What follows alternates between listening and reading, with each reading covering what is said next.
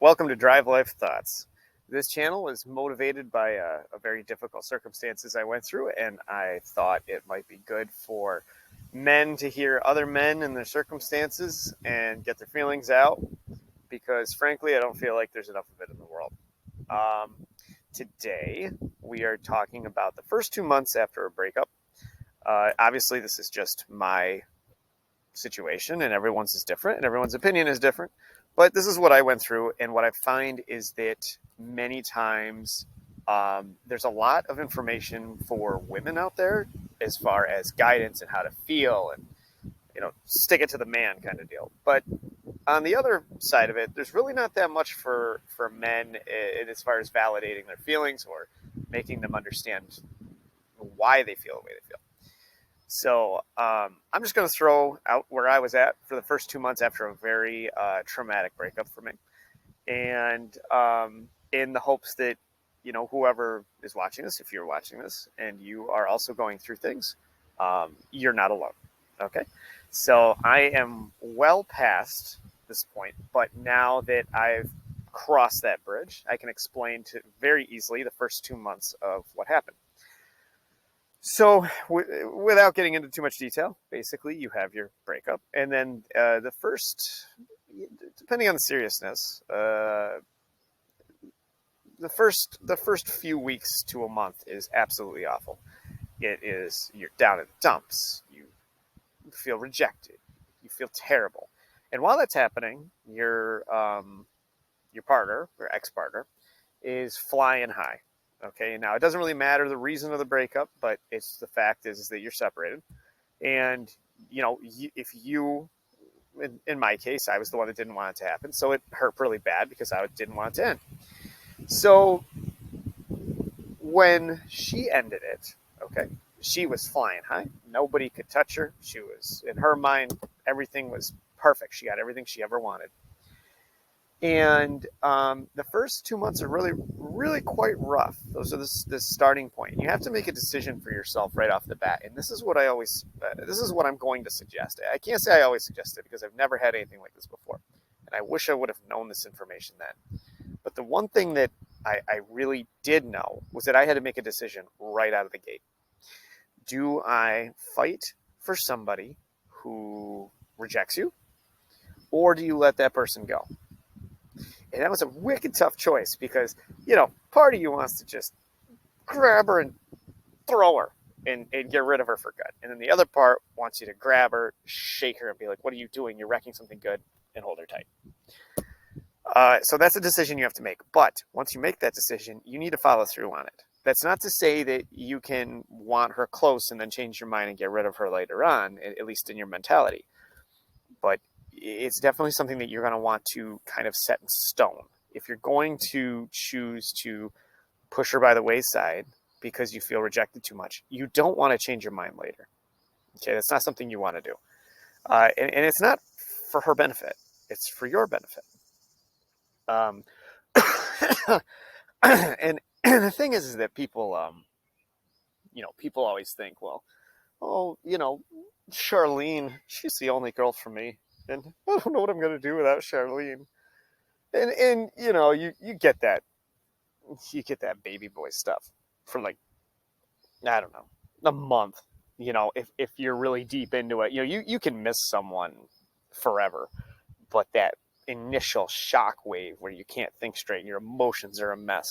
Okay, that does happen to men. Men are not bulletproof. Men are also, it's very hard for men to keep real emotion in, even though that's the way a lot of men were raised, to keep that within. And the greatest thing to do is to get all that emotion out. Just get it out. So the first 2 months, horrible experiences, especially if you cared and loved for this person or you had a family with this person. And honestly, the circumstances don't matter. If you care for somebody, you don't want them to go. Period. Now, I can't say that for some of my other ladies that I've had in my life. I would have much preferred that they were ran out or punted or something and never saw them again, right? But sometimes you meet people that are very important to you, and you don't want that to end. So the moral of the story is without extending this video too long, the first 2 months, the first few weeks were very difficult. They were very tough. You cry a lot. You try to reason with yourself as to why this happened. You wonder if fighting for her and trying to cling to her and try to convince her to not follow through on this. But the thing is that once she's done with that, she's already convinced herself, and you can't make them come back to you. So that initial stage, that initial beginning stage, is very important to understand. You are not going to convince her to come back, and actually, by doing so, it'll hurt you in the end. And it's not. I'm not the kind of guy that's talking about getting her back in the long run. Okay, I'm not. It's about protecting yourself. It's about making you ready and prepared for the next person in your life. Because if this person rejected you, they don't want you in their life. So you have to get that mindset right there. You don't want them in your life. And you need to do that initially, that first 2 months. And it's the hardest time to do it. You have the recovery period, and it takes a long time to get over a person. But initially, you have to make sure that those first 2 months, you understand, protect yourself, protect yourself, protect yourself. Get yourself ready for the next person, even if that next person isn't coming for 6 months, 2 years, 10 years. It doesn't matter. Protect yourself. Okay. As men, it's preferable that we do that because we become useless to the next person if you're still stuck on somebody else that doesn't want you.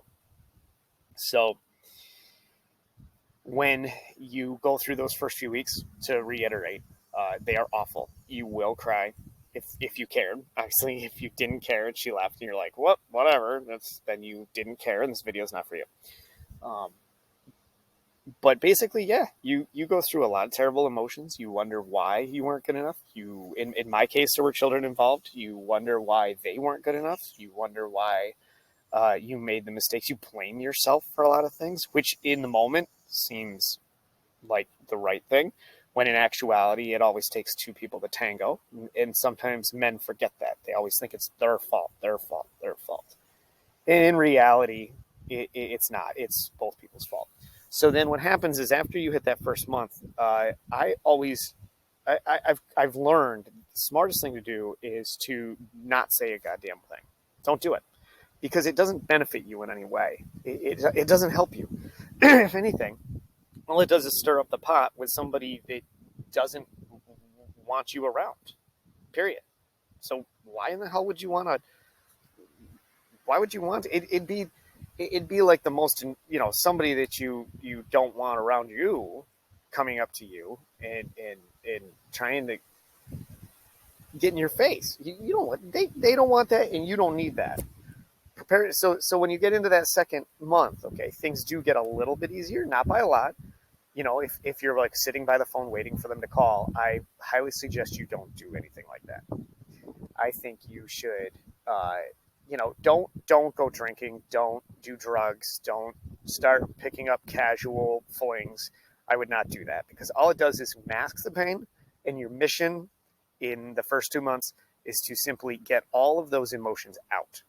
Then after your 2 months is over, or whenever it feels right after that, then start to move into the next step of maybe I should go out and have a date here and there, or maybe I should have it. Don't sit inside, but don't don't do bad. don't do vices. Okay, as a man, we tend to drink problems away, or we tend to get with a bunch of women right off the bat or something to try and make ourselves feel validated, and that's a terrible thing to do, and you'll come to regret it later, and you don't want to. And it's all over a person who doesn't care about you. Why would you sacrifice yourself for a person who doesn't care about you? It makes no sense, right?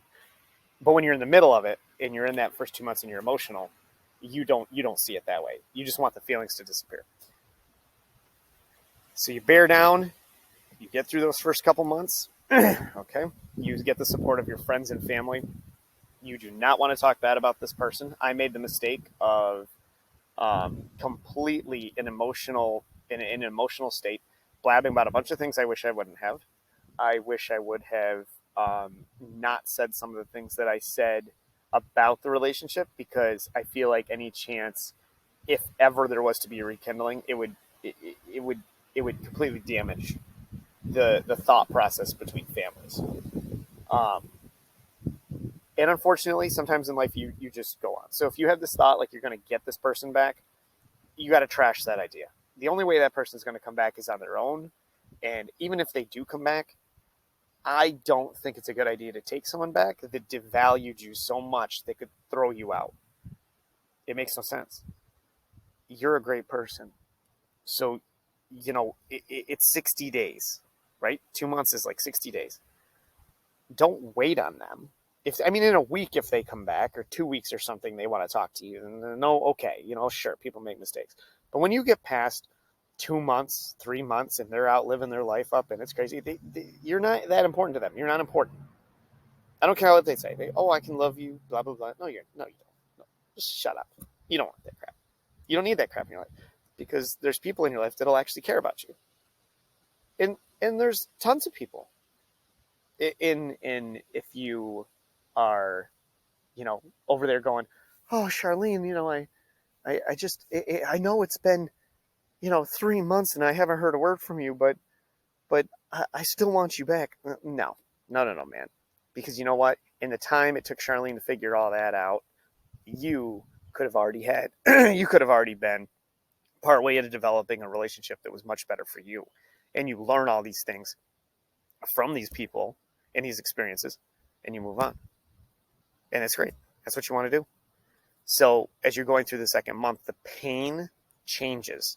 You don't have that initial shock, but you move into the next phase, which is you get into kind of a hard depression, and you still feel the burn of the rejection, and you start to miss things, like you miss the touch, and you miss the lunches that you'd have together, and all these little foo-foo things, your trips and all these things. And keep in mind that at this stage, the person that let you go is out having fun. They're not thinking about any of this. They think about these problems way later on. So in this stage, you and them are not on the same page at all. You're down here, they're up here. And that's all you have to worry about for the first 2 months. They're flying high because they're experiencing this whole new life without you. You're down here, but you're getting it out of the way first. So by the time they figure out, oh my God, maybe the grass isn't perfectly green on the other side, maybe that lawn isn't that great, maybe there's a lot more weeds in it than we thought, you have actually worked your way up and made your confidence better, and you found somebody new who actually saw you for your true worth, not somebody that just throws you out.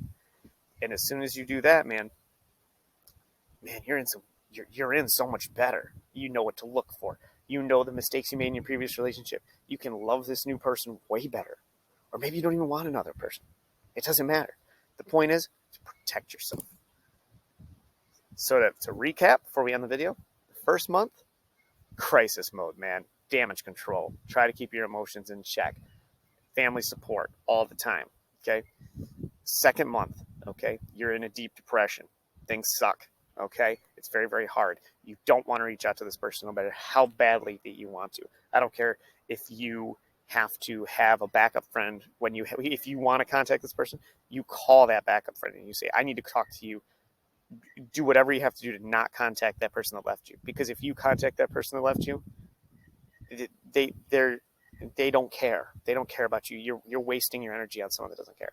And then they just gloat about it, because they're not there to make you feel better. They're there to hurt you. And you don't need that in your life. So get through the depression stage. All right. And I'm going to create a video at some point in time on months 3 and 4, and we'll go through the stages then. But yes, you as a man, don't think that having feelings puts you down. Get those emotions out as quickly, and every time they surface, get them out. Because if you hold anything in, it comes out twice as hard later on anyways. And there's no way to avoid it. Drinking it away, smoking it away, having sex, it just holds all that in. And months down the road, it'll all collapse on you, and you're going to go through the same process anyways. There's no way to avoid the process. So my suggestion is protect yourself. Get it run down through. Get all your emotions out. It hurts. It's painful. But as a man, the one thing you do have that's an advantage of is there's a lot of women out there. And there's a lot of women that will treat you a hell of a lot better than the one that just left you. And it doesn't matter how pretty they are. There's always a prettier one out there. And they might be all about themselves, but they actually, this might be the number one shock of the video. I'm going to close out with this. There actually are women out there who don't think only about their own interests. They're tougher to find. But have the mindset that there's a lot of them out there, because there actually is. You just have to dig a little bit. So, all right, this was a Drive Life Thoughts video, and I hope that it was helpful to you. Um, Feel free to email me, drivelifethoughts@gmail.com. And yeah, I just protect yourself, man. This is it. The whole channel is protect yourself. All right. You're a valuable person. Don't ever let anyone tell you otherwise. All right.